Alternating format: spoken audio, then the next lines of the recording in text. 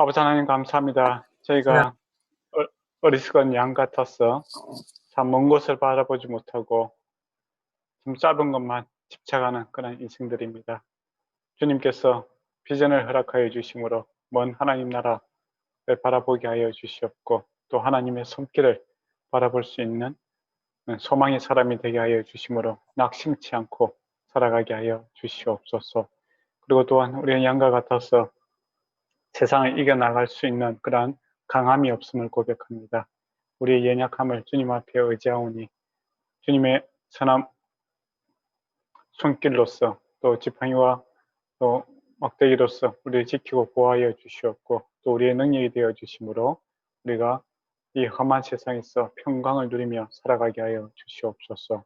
선한 목자와 늘 좋은 관계 속에서 살아갈 수 있는 관계의 회복을 허락하여 주심으로 우리 마음속에 주님의 참된 만족과 기쁨이 넘치게 하여 주심으로 주님 주시는 만족과 기쁨으로 또 우리 주변에 있는 사람들을 채울 수 있는, 사람을 세울 수 있는 자가 될 수 있도록 은총 베풀어 주시옵고 낭망하고 넘어진 자들을 일으킬 수 있는 그러한 하나님의 사람들로 살아갈 수 있도록 저희를 사용하여 주시옵소서. 예수님 이름으로 기도드리옵나이다. 아멘. 오늘은 요한복음 10장을 하도록 하겠습니다. 목사님 예. 죄송합니다. 잠깐만요. 죄송합니다. 예. 네. 연장 잘 지냈어요? 네, 잘 지냈습니다. 네, 갑자기 유목사가 가니까 당황스럽죠. 아닙니다. 예, 뭐 따뜻한 커피라도 준비했습니까? 네, 저기 물 이렇게 준비했습니다. 예, 저도 이렇게 따뜻한 차 한 잔 준비했습니다. 거기는 눈이 많이 오나요? 여기 추운 곳이에요. 그래서 눈은 강수량이 좀 내륙 지방이 돼서 많이는 오지 않는데 오면은 오죠. 예. 그래서 죄송합니다. 눈 오면 좋습니다. 그럼 시작할까요? 네, 예. 죄송합니다. 네. 예. 10장 1절에서 6절 보면 예수님께서 이제 양과 목자의 비유를 이제 말씀하십니다.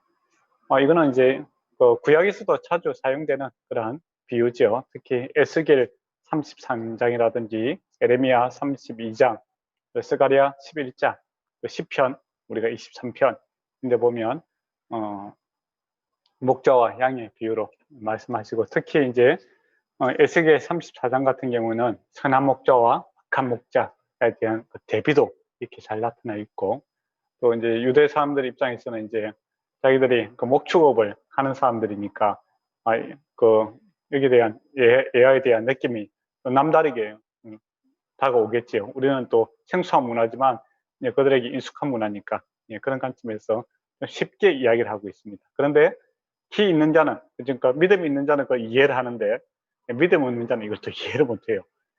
그게 요한복음의 특징이기도 합니다. 1절에 보면 내가 진실로 내게 이르노니 정말 중요한 이야기다 이 말입니다. 문을 통하여 양이 우리에 들어가지 아니하고 다른 데로 들어가는 자는 절도의 강도요. 문으로 들어가는 이는 양의 목자니라. 이 너무 당연한 이야기를 하고 있습니다. 그죠? 근데 이제 시대적 배경을 좀 알면은 이제 보통 이제 이 사람들이 그 밖에서 이렇게 양을 먹이지 않습니까? 양을 길어요. 근데 밤이 되면 어떻게 하겠습니까? 요즘 같은 경우에는 울타리가 있는 이렇게 안전한 곳으로 이렇게 넣겠죠, 그죠? 근데 이제 그 당시에는 울타리를 할 수 없는 입장이고 또 그렇게 뭐 부자는 아니잖아요. 그러다 보니까 밖에서 이제 양을 먹이다가 밤이 되면은 뭐 동굴이라든지 그러면 안 그러면 이제 목자들이 이제 그 돌로 이렇게 만들어 놓은 울타리식으로 이렇게 만들어 놓은 곳에 사람들이 같이 모입니다. 같이 모여서 양을 함께 보호하고 그 입구 문이 있지 않습니까? 문이 되는 그곳에 이제 목자들이 누워 있는 거죠. 그러니까 목자 자신이 그 문이 되는 겁니다. 예. 그러니까 목자 그 문으로 안 들어가고 다른 데로 넘어가는 사람은 도둑질을 하기 위해서 가는 사람이겠죠, 그죠? 문으로 들어가야만이 목자다 이 말입니다. 너무나 당연한 이야기를 지금 하고 있는 겁니다. 또 문제기는 이제 문을 열고 예, 그러니까 문 한 사람이 있으면 이제 목자들이 아침에 오면은 각자 양을 데려가지 않습니까? 근데 이제 우리가 이제 집에서 키우는 강아지도 이제 주인공 알아보듯이 예, 그 양들도 이제 자기 목자의 음성을 아는 겁니다. 그래서 목자도 이제 자기 소중한 이제 가축들이니까 한 마리 한 마리의 이름을 알겠죠, 그죠? 테레에 보니까 뭐 스위스인을 보니까 이게 소를 키우더라고요. 근데 이 목동들이 소 이름을 다 알더라고요. 그리고 또 나무 소를 갖다가 같이 이렇게 그 키우니까 또 내려왔으니 각 주인에게 이렇게 돌려줄 때, 예, 그러고 보니 그런 분이 비슷하겠죠, 그죠? 그러니까 저도 이렇게 산에 가서 이렇게 그 제3국에 가면은 산에 가면 이렇게 염소라든지 양을 키우는 사람들이 있습니다. 이런 사람들을 보면 정말 이렇게 그 양이라든지 자기 재산이니까 정말 소중하게 생각하고 그렇게 생각하는 것 같아요. 그만큼 이렇게 친밀도가 있다 이 말입니다. 양이 그 음성을 알고 그 목자는 양의 이름을 안다. 이름을 안다는 것은 뭡니까? 그 사람의 개인에 대한 개개인에 대한 맞춤식 관계를 형성하고 살아가는 그런 관계를 이야기하고 있는 거죠.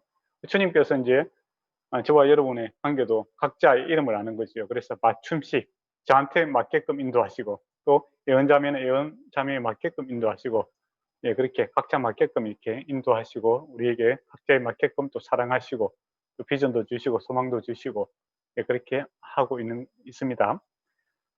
그리고 이제 그 목자에게 속한 양들은 목자의 음성을 안다. 예, 그러니까 이게 서로 이렇게 소통하며 이렇게 살아가는 이런 그런 모습을 보여주고 있습니다.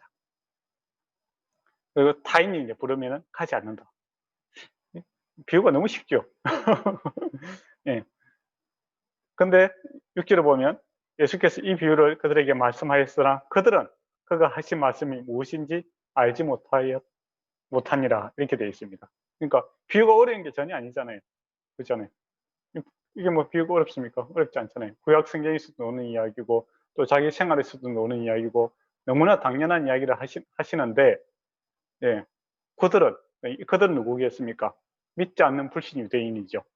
예, 주님께 속해 있지 않는 사람들은 거의 무슨 말인지 못 알아듣더라 하는 겁니다. 그러니까 예수님이 하는 그 양과 목자 사이의 이야기는 아는데 그걸 이제 자기 것으로 받아들이지 못하는 거죠. 여기서 알지 못한다라는 것은 양과 목자에 대한 비유를 갖다가 어려워서 못 알아듣는 것이 아니라 이해를 못하는 거예요.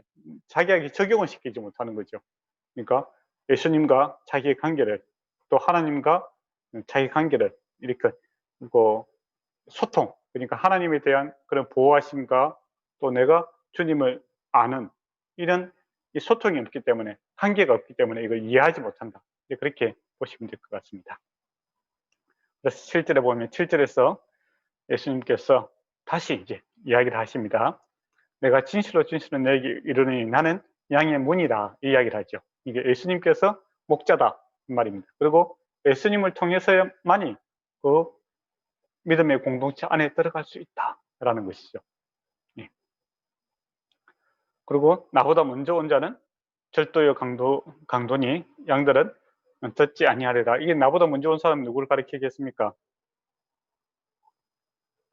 바리새인들이라든지 사두개인들이라든지 이제 그런 유대교에 속해 있는 이제 그런 사람들을 이제 가리키는 말이겠죠.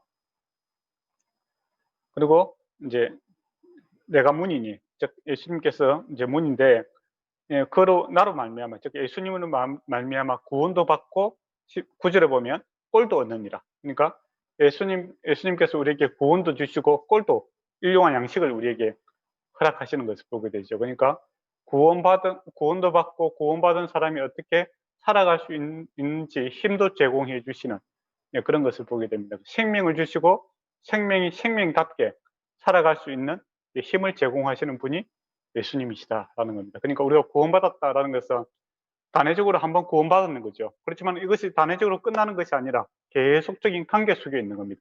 그래서 우리가 받아서 생명이 들어왔는데 이 생명이 성장하고 성숙할 수 있도록 주님께서 계속 매일매일 관계 속에서 우리가 이렇게 생명이 성장해 나가는 것을 보게 되죠. 그런 의미에서 이제 사도 바울의 말이 이해가 되죠. 내가 날마다 죽고 내 안에 그리스도가 살아나기를 원한다 이야기를 하지 않습니까? 그러니까 이론적으로 보면 우리가 십자가야 질 때, 예수님이 십자가 질 때 나도 죽고 예수님이 부활하실 때 나도 부활했다 이렇게 이야기하잖아요. 단회적인 사건이잖아요. 그럼 한 번이면 끝났지. 그렇게 하는데 왜 날마다 죽고 날마다 살아나는가? 그런 이야기를 하잖아요. 그죠? 그러니까 생명이 한 번 들어오면 이 생명이 성장하고 성숙함이 있어서 이 십자가의 사건, 즉 나를 자기를 부인하고 주님을 받아들이고 인정하는 것들은 계속적으로 그 주님을 알아가는 그 넓이와 높이가 더해지는 그런 것이 이, 주님을 알아가는 단계, 알아가는 모습이다라는 것이죠. 그래서 주님의 생명의 특징이 이제 그렇다라는 겁니다. 그런 입장에서 우리 참 고맙죠.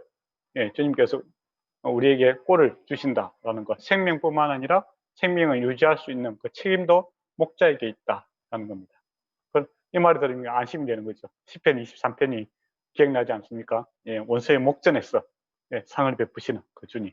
그러니까 양들 입장에서는 원수, 그 늑대라든 사자, 두려운 대상들이 있지 않습니까? 근데 그 두려운 대상들 앞에서 예, 주님께서 예, 상을 베풀 수 있는 그런 분이시다라는 겁니다. 예, 강하고 위대하신 주님.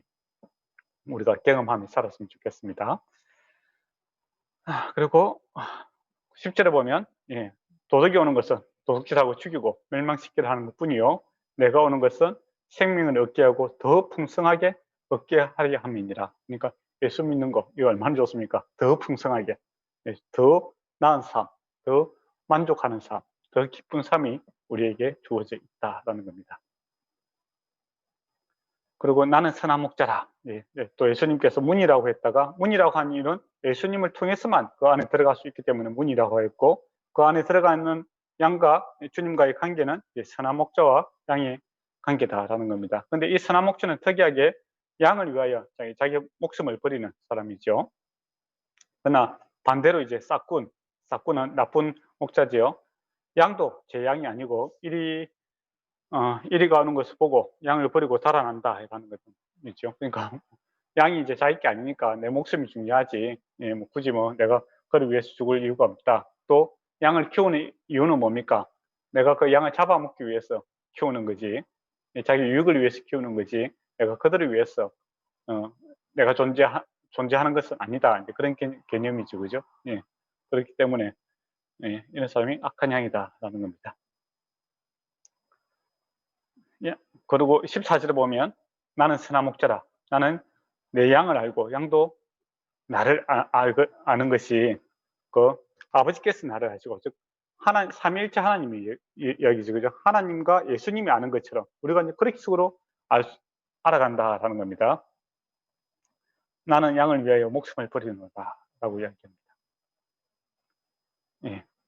그리고 16절에 보면 또 우리에 들지 아니한 다른 양이 있다고 이야기합니다. 그러니까 우리에 들어있는 기존에 우리에 들어있는 양도 예수님께 있고 그 우리 밖에 있는 양도 예수님께 있다라는 겁니다. 우리 밖에 있는 양을 누구를 가리키겠습니까?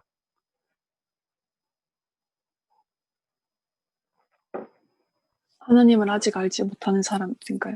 그렇죠. 그 당시에는 유대인들이고 우리 안에 있는 건 유대인들이고 우리 밖에 있는 건 이방인들이죠. 그죠? 그래서 나중에 이제 우리 밖에 있는 그 양들 복음이 그 예루살렘과 사마리아와 땅끝까지 전거됨으로써 우리 밖에 있는 예수님의 소유의 양들이 있다라는 것도 이제 말씀을 하고 있습니다. 내가 내 목숨을 버리는 것은 그것은 내가 다시 얻기 위함이니 이런 말미암아 아버지께서 나를 사랑하시니라. 그러니까 예수님께서 이제 고 있다가 양들을 위해서 죽으실 건데 다시 살아날 것을 또 말씀하고 있죠. 그리고 18절에 보면 내가 이를 내게서 빼앗을 자가 있는 것이 아니라 내가 스스로 버리노라. 나는 버릴 권세도 있고 다시 얻을 권세도 있으니 이 계명은 아버지께로부터 받아낸 것이다. 이렇게 얘기합니다. 그러니까 예수님께서 거기다가 이제 십자가 지실 거잖아요. 그죠? 십자가 지시는데 예수님께서 무능했어. 또 무지했어.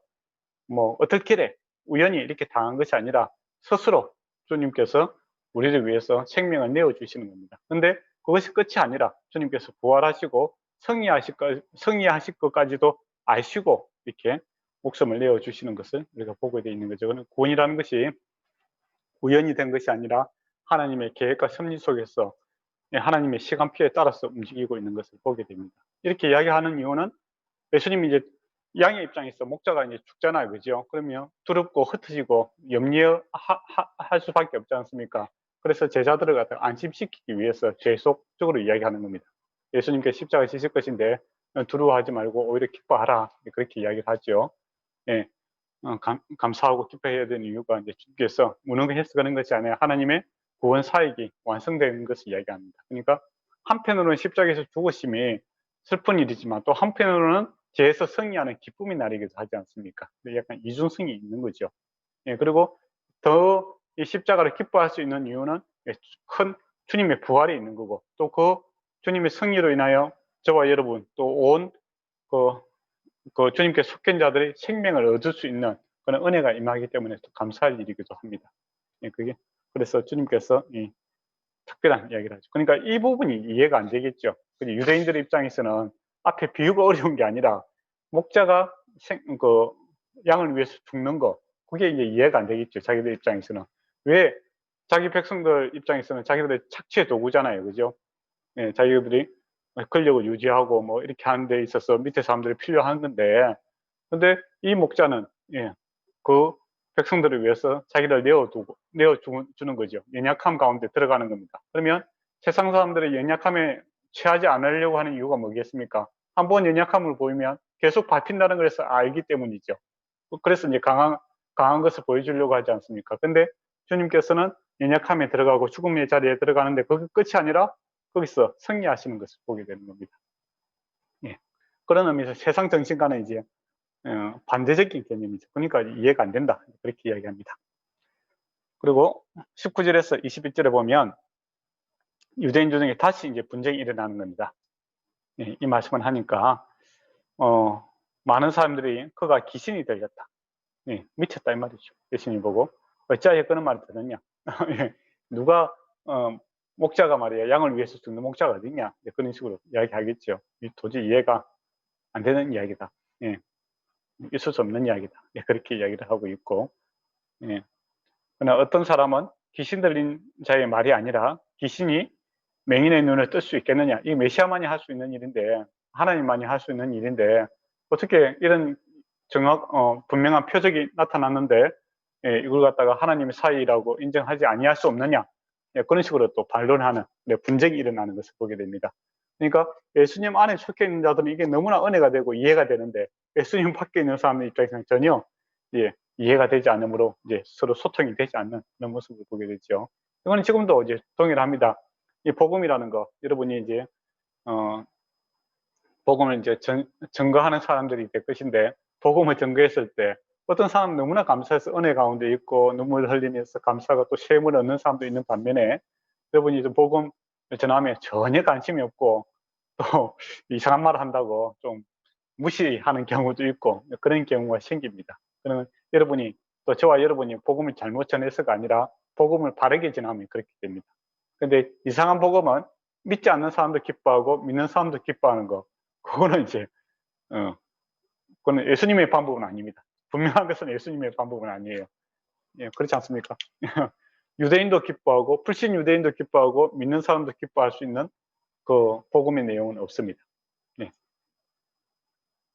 그런 입장에서 참 힘든 거기도 하죠. 예. 그리고 이제 22절에 보면 수전절이 있습니다. 수전절은 뭡니까?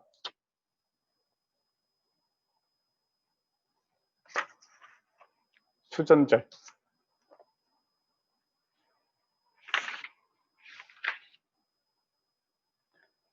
예, 예, 얘기해 보십시오. 예. 수전절은 한우카라고도 합니다. 한우카. 예, 다시, 리섹션이라고 하죠. 리뉴얼. 예, 다시 새롭게 한다. 예, 그런 뜻입니다. 예, 그리고, 다시 봉헌한다. 하나님 앞에 바쳐드린다. 이제 그런 뜻을 갖고 있는 절기죠. 이 절기는 이제 12월 25일, 예, 크리스마스라고 할 수 있겠죠. 예, 그때쯤 발생한 겁니다. 이거는 구약에 있는 절기가 아니고, 그 안티파네라는 사람이 있죠. BC 167년에서 164년 동안에 안티파네스가 제우스 신상을 갖다 동양식으로 이렇게 우상을 만들었어요. 거기에 바알 사멜이라는 우상을 만들어 갖고 이 우상을 성전에다가 이게 세웁니다. 그리고 이제 돼지를 잡아 갖고 돼지 피를 갖고 이제 제사를 지내죠. 거기에 대해서 BC 165년에 마카비라는 제사장입니다. 이 제사장이 막 열이 받았겠죠. 도저히 안 되겠다. 칼을 쫙 빼갖고 목을 쳐버립니다. 그러면서 이제 마카비 혁명이라고 하죠. 반란이 일어나게 됩니다. 마카비가 그 사람들이 일어나서 혁명이 성공을 해요. 그렇게 해서 이제 다시 이제 이 성전을 갖다가 거룩하게 이렇게 회복을 합니다. 그때가 이제 여러분이 보면 촛대 보면은 촛대가 이렇게 7개 있는 촛대 봤죠? 근데 옆에 보면 촛대가 하나 더 붙어 있는 게 있을 거예요. 좀 8개죠. 이렇게 있는데 인터넷 검색해 보면 한우카 하면은 촛대가 하나 더 있습니다. 그때 이제 성전에는 원래 이게 촛대에 불이 계속 붙어야 되잖아요. 구약에 보면 기름은 아무 기름을 쓰면 안 돼요. 올리브를 갖다가 이렇게 눌려서 압착시키면 어떻게 되겠습니까? 불순물이 작겠죠. 그죠? 그 깨끗한 기름을 이제 사용해야 되는 거예요. 성전에. 저는 올리브유가 있습니다. 근데 올리브유가 이제 반란이 일어나고 그렇게 하니까 없었겠죠. 그런데 기적적으로 이 8일 동안 불이 붙어 있었다라는 겁니다. 그렇게 해서 이제 그것을 기념해서 이제 8개의 촛대를 붙였어. 이 한우카 때 불을 붙입니다. 그래서 이 성전을 갖다가 다시 재건한 또 새롭게 한 그런 것을 기념해서 지키는 것이 수전절. 원래 이제 유대인들처럼 이야기하면 한우카라는 절기입니다. 그리고 이제 그런 절기가 있습니다. 그것을 이제 기념하는 날이죠. 그러면 앞에 절기가 뭐였죠? 초막절이었죠. 초막절에서 이제 수전절까지는 한 3개월 정도 시간이 지나 있습니다. 그리고 이제 22장부터 해서 이제 42절까지는 이 수전절이라는 이 관점에서 이 말씀을 좀 이해를 하면 좋겠죠. 왜냐하면 수전절에 있었던 이야기니까. 수전절의 핵심은 뭡니까? 성전을 다시 거룩하게 회복시키는 것. 그죠? 성전을 거룩하게 만드는 것이 수전절의 핵심이다. 그렇게 보시면 되겠어요. 22절 보면 예루살렘의 수전절이 있으니 이는 겨울이라 라고 되어 있습니다. 이 겨울이라고 적어놓은 이유가 뭘까요? 저와 여러분처럼 이제 요한 복음을 읽는 사람들이 이방인들도 많겠죠. 그래서 수전절에 대해서 잘 모르는 겁니다. 그래서 그때는 겨울중 하는 유대인 절기다라는 이렇게 주석을 달아주는 거죠. 그리고 이제 예수님께서 성전한 솔로몬의 행각에서 건일이시니 솔로몬의 행각은 뭡니까? 행각이라는 것은 우리가 이제 사각 같은 데 보면 이 지붕이 있고 기둥이 있잖아요. 그죠? 벽은 없고 그런 것을 행각이라고 합니다. 근데 이 솔로몬의 행각에서 이제 말씀을 이렇게 가리키는 이제 야훼, 어떻게 보면 야훼는 아니지만은 뭐랄까 이 오픈되어 있는 그런 강의를 할 수 있는 그런 가르칠 수 있는 그런 장소가 솔로몬의 행각이다라고 이렇게 보시면 될 것 같습니다. 유대인들이 애워쌌습니다. 그래 당신이 언제까지 마음을 어렵게 하리니까 그리스도님의 밝히 말씀하소서. 그렇게 이야기하죠. 메시아라면 빨리 메시아라고 그리스도라고 스스로 이야기를 해라. 그렇게 이야기를 하는 겁니다. 그러니까 예수님께서 내가 너희에게 말하느니 말하였으되 믿지 아니하였도다 이렇게 이야기하죠. 근데 예수님께서 나는 메시아다 이렇게 대놓고 이야기한 적이 없잖아요. 그죠?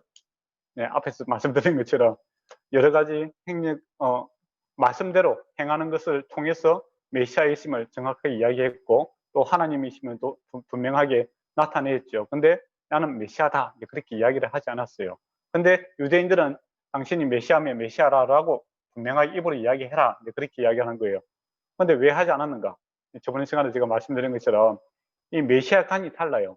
유대인들은 정치적인 군사적인 그런 메시아관을 좀 이야기하는 거예요. 만약에 이제 유대인들이 그렇게 요구하는 이유가 뭐겠습니까? 당신이 메시아라고 분명히 이야기해라. 그러면 나는 그럼 메시아다. 그렇게 하면 유대인들이 어떻게 하겠죠? 예, 로마 군인들을 불러오겠죠. 영모다. 그죠? 영모. 예, 이 사람은 그 반란을 준비하는 사람이다. 죽여야 된다. 이런 식으로 공개적으로 죽이기 위한 꼬투리를 잡기 위해서 지금 이야기를 하는 겁니다. 그래서 그 유대인들이 요구하는 그 메시아간이 아니고 성경에서 말하는 그 메시아임을 예수님께서는 계속 말씀했었다. 해왔었다. 이제 그렇게 말씀을 하고 있는 거죠. 예, 그리고 25절 보면 내가 내 아버지의 이름으로 행하는 일들이 나를 증거하였거니. 그러니까 메시아임을 이제 이적과 기적과 또 가르침을 통해서 또 예수님 하시는 일들을 통해서 분명하게 증거하고 증명하고 있다라는 것이죠. 그리고 너희가 믿지 않는 것은 내 양이 아니므로 믿지 아니한다. 이렇게 이야기를 합니다. 그러니까 또 믿는 사람들도 있었잖아요. 그죠? 그런 사람들은 예수님께 속해 있기 때문에 예수님을 주요 그리스도라고 이렇게 바르게 이렇게 고백을 하지 않습니까? 그러니까 예수님의 가르침이라든지 또 이적과 기적이 이 좀 미승숙하고 또 뭐 불확실하게 이야기해서 못 믿는 것이 아니라 소속이 다르기 때문에 받아들이고 있지 않다. 이제 그렇게 이야기를 하고 있는 거죠. 그런 내 양은 내 음성을 들으며 나는 그들을 알며 그들은 나를 따르느니라 라고 되어 있습니다. 그러니까 이 관계적인 알미죠. 예수 믿는다는 것은 주님과의 관계가 반드시 있어야 됩니다.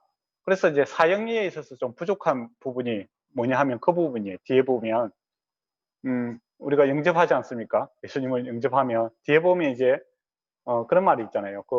영접했는데 모를 수도 있다. 그런 구절이 있잖아요. 그죠? 예, 그거는 약간 문제가 있는 거예요. 그거는 아마도 이제 이 사형리를 갖다가 부흥 집회인데 많이 사용했거든요. 그 만들어진 배경을 보면 좀 그런 게 있어요. 근데 옛날에 부흥사들이 이렇게 예수 믿는 사람 손 들고 일어나세요. 그렇게 하면 일어나지 않습니까? 근데 이 사람들의 입장에서 뭐겠습니까? 예, 자기 부흥사들이니까 그 집회에서 많은 사람들이 일어나야 되잖아요.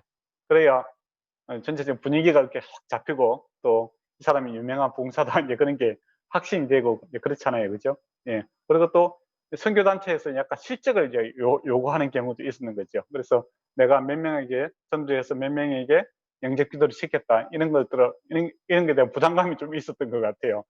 그런데 이게 예수님 믿었는데 그냥 받아들이죠. 입으로 이야기하는데 믿는지 안 믿는지 잘 모르겠다. 이제 그렇게 할 수도 있는 거고. 또 어떤 사람은 어떻게 했습니까? 귀찮았어. 그냥 에라 모르겠다. 믿어준다 하자. 이제 그렇게 하는 사람도 있잖아요. 아닙니까? 그런 사람도 있습니다. 그래서 세례를 한 7번씩 받는 경우도 있어요. 예. 특히 한국 군대에 가면은 쪽파해주고 뭐 이렇게 하면 세례를 한 7번씩 받고 그래요. 절에 가서도 받고 성당 가서도 받고 교회 가서도 받고 그런 경우가 있어요. 그래서 이제 그놈은 이제 예수님 믿는데 모를 수도 있다. 그 부분을 갖다가 안전장치로 걸어놨는 거예요. 근데 그건 아니죠. 예수를 믿게 되면 새 생명이 우리에게 들어오게 됩니다. 새로운 생명이 들어오게 돼요. 그래서 예수님이 어떤 분인지를 분명하게 알지 못하지만은 예수님을 알아가고자 하는 그런 마음도 생기고 또 예수님께 예배하고자 하는 마음도 생기고 이런 것들 분명하게 생길 수밖에 없다라는 겁니다. 그리고 성경에 대한 관심과 또 하나님 나라에 대한 관심과 즉 주의 음성에 대한 갈급함들이 있는 거죠. 그래서 예수 믿는 사람은 반드시 예배를 사모할 수밖에 없는 겁니다. 그리고 주님의 말씀을 사모할 수밖에 없는 거고 또 주님에 대한 기도를 열심히 못하지만은 기도에 대한 갈망들이 있는 거죠. 네, 그게 이제 주님이 말씀하시는 양은 내 음성을 알고 나도 그들을 알고 이 관계적인 알미 있다라는 겁니다. 그게 구원받고 살아가는 모습이다라는 것이죠. 근데 뭐 머리로는 이해를 하는데 전혀 내가 인격적으로 그러니까 지적으로는만 알지 감정으로 의지적으로 내가 주님을 모른다. 그거는 있을 수 없는 겁니다. 지정의잖아요. 그죠? 그래 보면 불신 유대인들도 지금 이게 지적으로 이해가 안 돼서 이야기하는 게 아니에요. 맞지 않습니까? 목자와 양 이야기하는 게 어려운 거 아니잖아요. 그런데 이게 마음으로 와닿지 않는 거죠. 그래서 예수 믿게 되면 전인격적인 구원입니다. 예.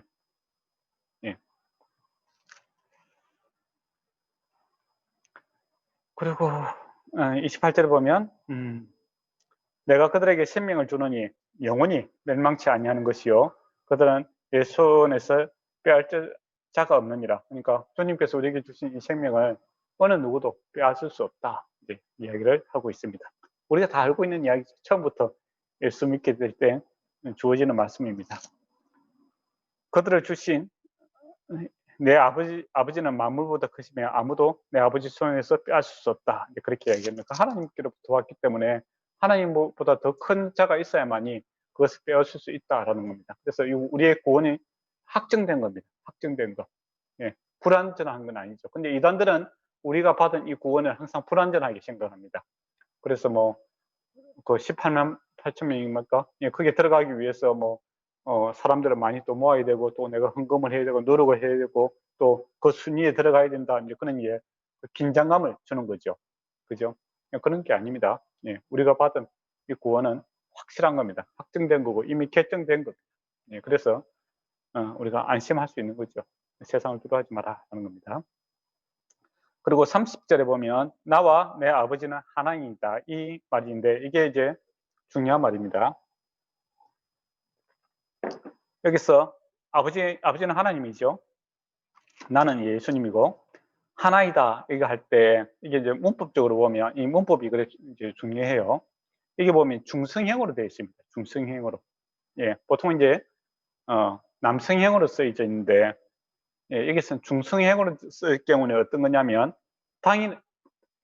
동일한 단일한 본질에 대해서 이야기할 때 이 중성형으로 씁니다. 그러니까 예수님도 하나님이시고 아버지 대신 하나님도 하나님이시다 라는 의미로서 이것이 중성형으로 쓰여져 있다라는 겁니다. 그러니까 예수님께서 하나님이시다 이야기를 하는 거죠. 그러니까 아버지의 아들은 사람이잖아요. 그렇잖아요. 사람은 사람이잖아요. 맞잖아요. 그죠? 아버지가 사람이면 아들도 사람이잖아요. 아닙니까? 예, 사람이에요. 예. 침팬지가 아니잖아요. 예. 그거는 이제 그 진화론에서 뭐 이야기하면 침팬지가 될 수 있겠지만, 예, 우리 창조론에서는 아버지의 아들은 반드시 사람입니다. 사람의 아들은 사람이죠. 그것처럼 여기서 예수님과 아버지, 즉 하나님은 하나의 본질이시다 이야기를 강조하기 위해서 이 중성형으로 쓰고 있습니다. 그래서 우리가 삼위일체, 예수 그리스도가 하나님이시다 이 부분에 이제 그냥 뭐 만들어낸 것이 아니라 성경에 있는 내용을 갖다가 요약을 했는 겁니다. 그런데 이제 여호와의 증인 같은 경우에는 예수님이 하나님이 아니시다, 천사 중에서 조금 제일 높은 분이다, 그렇게 생각하잖아요. 근데 성경에 보면 예수님과 하나님은 단일 본질이다 이렇게 분명하게 이야기를 하고 있습니다. 예, 예, 그런 부분이 이제 잘 모르면 이제 예수님이 자기 입으로 하나님이라고 이야기한 적이 없는데 왜 뭐 여호와의 증인들부터 그렇게 이야기하신다고 해요. 성경에 보면 예수님 하나님이라고 한 적이 있느냐 뭐 그렇게 따지잖아요. 이런 본문들이 정확하게 그렇게 이야기를 하고 있습니다. 예. 그래서 번역본도 알아야 되지만 사실은 원문에 대한 관심을 가져야 되는 이유가 의미를 더욱더 풍성하게 알 수 있기 때문이죠. 그러니까 이제 유대인들도 그걸 이제 바로 이해를 했는 겁니다. 그래서 돌로 치려고 하는 거죠. 돌로 치는 거. 그리고 돌로 치는 경우에 이제 신성모독에 들어가거든요. 그래서 예수님께 물어봅니다. 내가 아버지로 말미암아 여러 가지 선한 일로 보였거늘 어느 중에 어떤 일로 나를 돌로 치라느냐. 그러니까 예수님이 행한 것 중에서 내가 뭘 잘못했기 때문에 내가 이 돌에 맞아야 되느냐 이렇게 물어보는 겁니다. 그러니까 유대인들은 33절에 보면 뭐라고 하죠? 선한 일로 말미암아 함이 아니라, 즉 예수님이 한 행동 때문에 이야기하는 것이 아니라 말 때문에 그렇다 이거죠. 신성모독이다. 그러니까 예수님이 자기를 하나님이라고 했다 이야기입니다. 유대인들은 이 말을 딱 들으니까 나와 아버지는 하나다 이렇게 이야기했을 때 이건 자기를 하나님이라고 하네. 신성모독으로 죽여야 되겠다 싶어갖고 돌로 이제 치려고 하는 거죠. 그래서 자칭 하나님이라 함이니라 이렇게 되어 있습니다. 그러니까 나와 아버지는 하나님이다 이 이야기를 유대인들 그들은 문화권에 있으니까 바로 알잖아요. 그죠? 이거는 하나님이라고 하나님구나. 그렇게 우리는 번역본으로 보니까 이게 뭐 다양하게 해석될 수가 있는 거죠. 그죠? 예. 그래서 이 핵심은 예수님께서 자기를 가리켜서 하나님이라고 했는 겁니다. 예. 듣는 유대인들은 그렇게 바로 이렇게 알아들었습니다. 근데 알아들었으면 믿어야 되는데 안 믿으니까 예수님께 섞여 있지 않기 때문에 예수님이 죽이려고 하는 거죠. 그래서 예수님께서 뭐라고 하냐면 율법에 기록된 바 이제 성경대로 한번 따져보자 이거죠. 일단 이제 분쟁이 생겼으면 성경대로 한번 따져보자 이겁니다. 내가 너희들 신이라 하였노라. 여기에서 이제 예수님께서 사람을 가리켜서 신이라고 합니다. 선지자들, 하나님의 말씀을 증거하는 자들을 가리켜서 이제 신이라고 하였다라고 말씀을 하고 있습니다. 예. 그러니까 언제 그러면 그런 이야기를 하셨는가 보면 시편 82장 6절에 보면 하나님의 말씀을 받은 자들은 신이다. 네. 그런 말씀이 있습니다. 시편 82장 6절에 보면 그런 말도 있고, 또 내가 너희 사사들을 가리키죠. 신들의 아들이자 하였노라. 그런 말도 있고 구약에 보면. 예. 그런 이제 구약 증거로 되는 거죠. 즉 하나님의 영이 임한 그들을 통해서 하나님께서 그들을 높여서 이제 신이라고 했지 않느냐 이렇게 하죠. 예, 예수님께서 없는 이야기 한 게 아니라 보잘것없는 인간도 여호와의 영이 임하면 그들을 신이라 불러주고 그랬다 이거죠. 근데 하나님이신 예수님께서 스스로 하나님이시다라고 하는데 뭐가 잘못이 있느냐 이렇게 이야기합니다. 하물며 그죠? 하물며 아버지께서 거룩하게 하사 세상에 보내신 자가 나는 하나님의 아들이라 하는 것이 너희가 어찌 신성모독이라 하느냐 이제 그렇게 이야기하는 거죠. 그러니까 선지자와 사사들과 시편 제자와 예수님과는 비교할 수 없는 거 아닙니까? 그들은 제 아래서 태어났는데 일시적으로 성령이 임했을 때 그들을 신으로 가리켰는데 예수님은 그와 차원이 다른 거죠. 예, 거룩하게 하사. 예수님 죄가 없는 분입니다. 태어날 때부터 동정녀 마리아에게서 낳지 않습니까? 예수님께 세상에 보내신 하나님의 아들이라고 하는데 뭐가 문제가 되느냐 이렇게 이야기합니다. 그리고 만일 내가 내 아버지 일을 행하지 아니하거든 나를 믿지 말려니와. 그러니까 열매를 보고 나무를 알 수 있다고 했지 않습니까? 그 분명한 열매를 보고 또 하는 일들을 보고 평가를 해라라는 겁니다. 그래 말로 듣고 믿지 못하겠거든 분명한 증거를 보고 나타나는 그 이적과 기적과 또 열매들을 보고 판단을 해라. 이제 그렇게 이야기를 하는 거죠. 내가 행하거든 나를 믿지 아니하거든과 이 일들은 믿어라 이거죠. 그러니까 분명한 증거를 보고 증거가 있다면 믿어야 되지 않습니까? 우리도 그렇잖아요. 심적으로는 좀 이해가 안 가더라도 물증이 있으면 그거 받아들이잖아요. 법정이 있어. 그렇잖아요. 저 사람은 그런 사람이 아닌데 그렇게 생각을 마음은 그렇게 할 수 있어요. 그런데 물증이 있어. 비디오를 보니까 그 사람이 했어. 그러면 그 물적 증거를 보고 이제 또 지문이라든지 뭐 DNA를 보니까 그 사람이다. 그러면 이제 물적 증거가 확실하면 그것을 받아들여야 되잖아요. 그렇죠? 그거는 똑같은 겁니다. 너희가 이제 예수님의 그 모습 보니까 흐름한 옷을 입고 33살인데 50살도 안 돼. 즉 늙었다 이거죠. 고생해갖고 도저히 이 사람이 하나님의 아들이라 이게 외모적으로 봐서는 우리가 받아들일 수 없다. 그런 생각을 할 수도 있겠고 또 이 사람이 갈릴리 출신이고 뭐 온갖 나쁜 이야기는 다 할 수 있잖아요. 그죠? 예. 그렇지만은 그분이 행하는 것을 보면 하나님의 아들이시라는 것이 너무나 많이 증거가 되지 않느냐. 그러니까 앞에서 우리가 이야기했죠. 구약 세례 요한도 그렇게 했고 구약 성경에서도 그렇게 이야기했고 또 이적과 기적과 이런 것을 통해서 예수님이 하나님의 아들이신 것을 증거가 차고 넘치지 않느냐. 이 것을 보고 왜 믿지 않느냐. 그렇게 이야기를 하고 있는 겁니다. 그러니까 39절에 어떻게 합니까?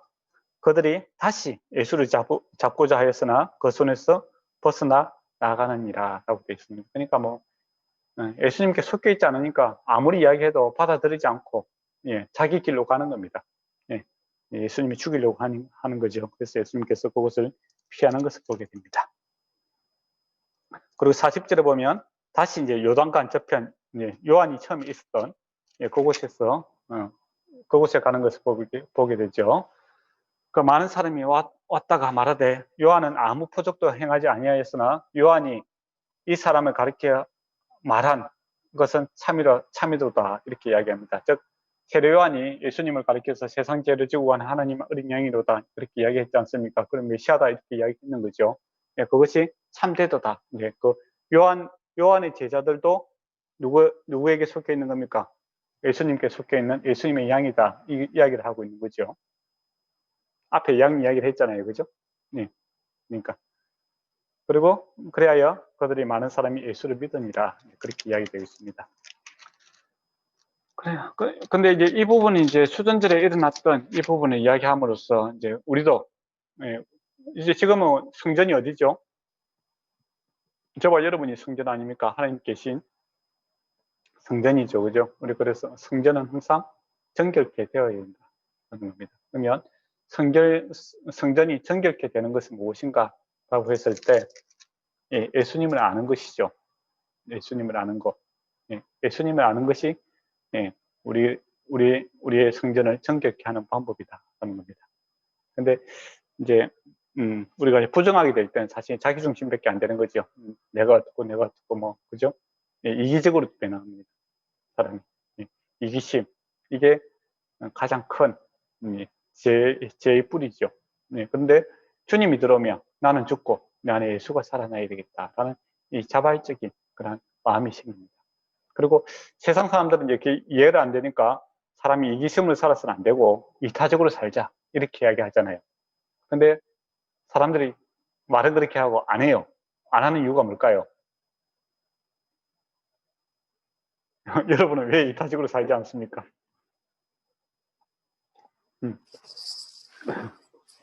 그 와중에 이기적이라서 그럴까요? 그러니까 이제 제가 오늘 이제 오전에 이제 말씀 전해 것 중에 하나인데 이타적으로 살려면 전제가 좀 있어야 돼요. 그러니까 우리가 지금 4명이 있지 않습니까? 그죠? 아니면 우리가 예언자매 중심으로 우리가 한번 살아보자.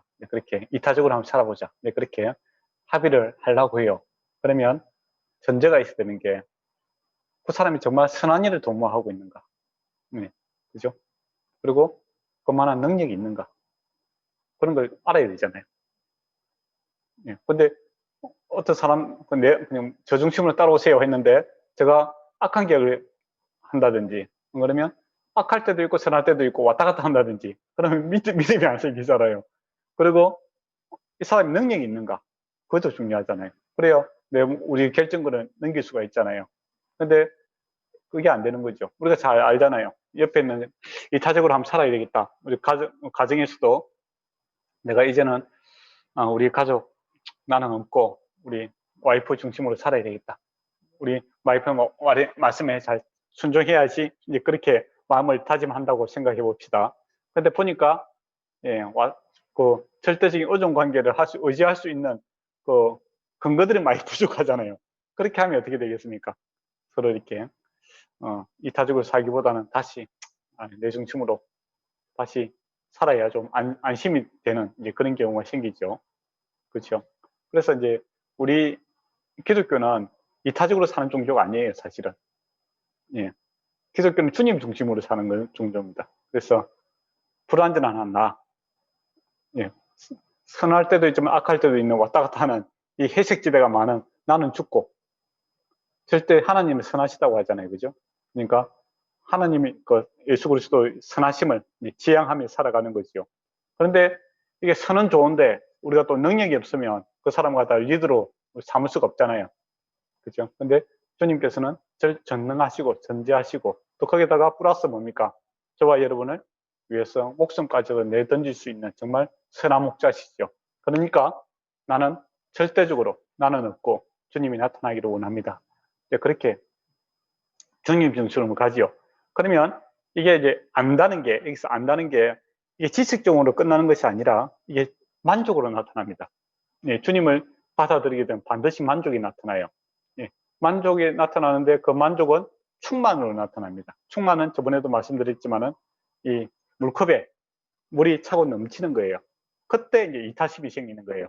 내가 만족하고 내가 기쁘고 힘이 있고 여유가 있는 거예요. 그래서 옆에 있는 사람을 좀 돌아볼 수 있는 그 여유가 생기는 겁니다.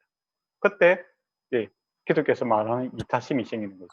예, 연약함도 그대로 수용할 수 있고 받아들일 수 있는, 그죠? 내 것을 나눠줄 수 있는 예, 그런 마음들이 생깁니다. 그래서 예, 그런 의미에서 이웃 사랑으로 넘어가는 거지, 주님 없이 이 단계를 거치지 않고 예, 세상 사람들처럼 이제 바로 이타심으로 넘어가자. 세상은 이제 이웃 사랑을 같이, 기독교가 이제 세상과 우리가 같은 가치관을 하나 찾는다면 이웃 사랑 그런 걸 찾을 수 있잖아요. 그죠? 그래서 뭐 기독교나 뭐 다른 종교에서 이야기하는 거 다 이웃 사랑하고 살아가는 거 그런 의미에서 다 똑같다 그렇게 이야기하잖아요. 근데 똑같은 게 아니에요. 똑같은 게 아닙니다. 예. 또 우리는 나는 죽고 예수를 통해서 주님 주시는 힘으로 이렇게 나아가는 거죠. 그래서 내가 죽음으로 인하여 예, 비굴해지고 라든지 예, 절망적인 상태가 아니라 내가 죽음으로 내가 참된 만족 가운데 있는 겁니다. 그리고 주님 주신 즐거움으로 여유로 도와주는 거죠. 네, 그래서 짜내는 것은 아니죠. 네. 그래서 참아라 이런 개념이 아닙니다. 참아라가 아니라 만족하고 나가는 거고. 그러니까 세상에서 말하는 그 이타심이라는 것은 네가 참아라, 네가 참아라 그렇게 하잖아요. 네. 그 나를 만족시킬 수 있고 누구도 서로 이제 두 사람 관계만 있는 거죠. 예, 두 사람 관계만 있기 때문에 한 사람이 죽어야 되면 네가 참아야 된다 그거죠. 근데 가만히 보니까 이 사람이 나보다 나은 게 별로 없어.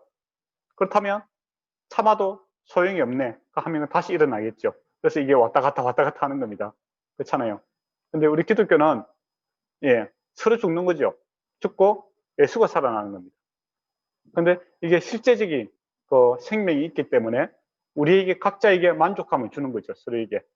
예, 그래서 예, 서로를 내어줄 수 있는 그런 관계가 바로 예수 믿는 예, 그런 관계다.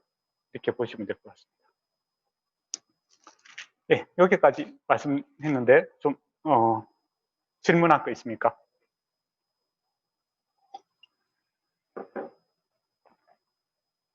저는 없습니다. 잘 지냈어요? 아직까지 그 자가격리 기간입니까? 네, 자가격리 지금 일주일 하고 네, 일주일 남았습니다. 아, 참 고생이 많습니다.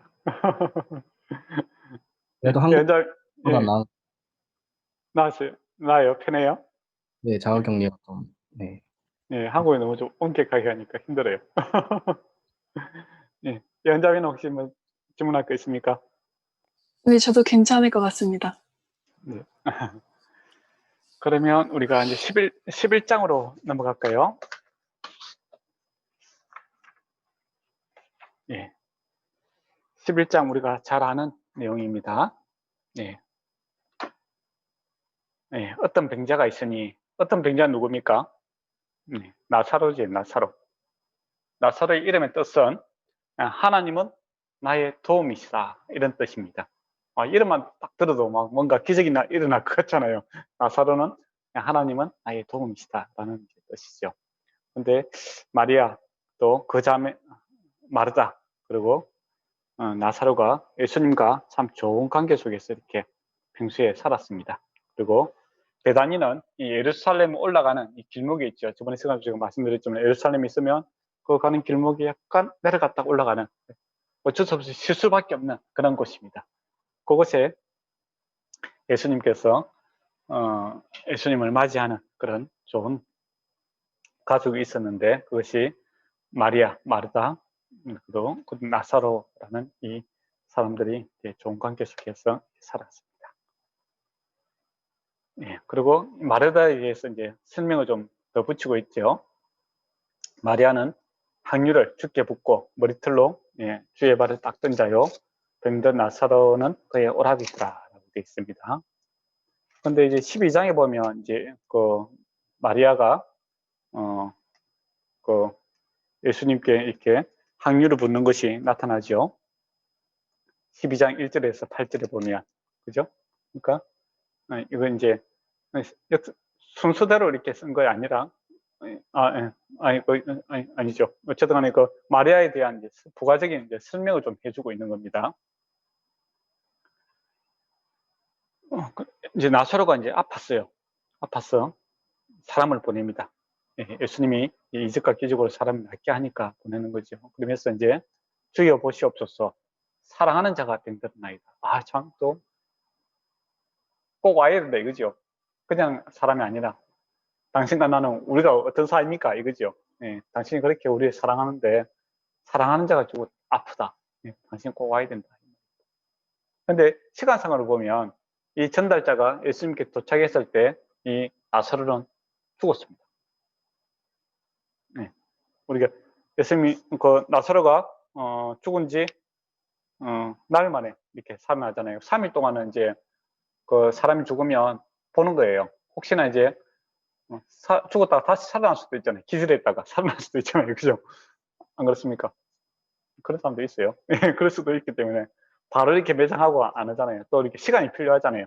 그러니까 염을 한다든지 옛날에는 그죠? 예, 염을 한다든지 그 장례 절차가 있고 또 마음을 수술해야 되고 뭐 그렇게 하는 시간들이 있기 때문에 3일 정도 넘어가면 이제 시체가 부패를 하니까 더 오래 놔둘 수 없잖아요. 그래서 이제 매장을 하는 겁니다.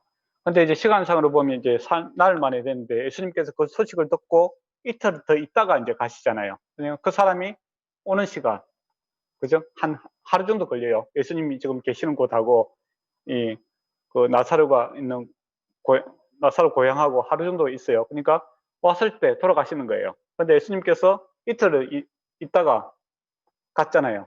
그럼 또 가는데 하루 걸리잖아요. 그럼 날이잖아요. 그죠? 그러면 도착해서 돌아가셨다는 거죠. 맞습니까? 맞습니다. 맞죠? 그죠? 시간 계산해 보면 그래요. 그러니까 예수님 이 사람 소식에 전한 사람이 도착했을 때 사랑하는 자가 병들었나이다. 그 이야기를 할 때 그날 이제 돌아가셨다라는 걸 보게 됩니다. 그래서 예수님께서 이 소식을 들으시고 뭐라 합니까? 이 병은 죽을 병이 아니라 하나님의 영광을 위함이요 하나님의 아들로 말미암아 영광을 받게 하려 하심입니다. 이렇게 이야기합니다. 근데 이건 죽을 병이 아니다. 죽었는데 죽을 병이 아니라고 해요. 근데 죽음으로 끝날 사건이 아니다. 이제 이야기를 하시는 겁니다. 그러니까 이거 예수님이 하나님의 아들이시기 때문에 가능한 일이죠. 전체적으로 다 알고 계신다 이야기입니다. 예. 근데 우리 입장에서는 다 모르니까 삐칠 수가 있죠. 그래서 마리아도 뭐라고 합니까? 아, 주님이 빨리 오셨으면, 주님이 여기에 계셨으면 나사로가 죽지 않았을 건데 그런 이야기도 하잖아요. 그죠? 네, 그게 이제 그렇습니다. 그러나 주님께서 다 아시는 관점에서는 낙심할 사항은 아니다. 이겁니다. 예. 그리고 예수께서 본래 처음부터 마리아와 그 동생과 나사로를 사랑하셨더니 참 옆에 사람들도 이제 그 예수님과 이들의 가족의 관계를 잘 아는 정언해 주는 거죠. 정말 예수님께서 이제 그럴 수도 있잖아요. 마르다와 이제 그 가족들은 예수님을 참 친하다고 생각하는데 예수님은 별로 안 친할 수도 있잖아요.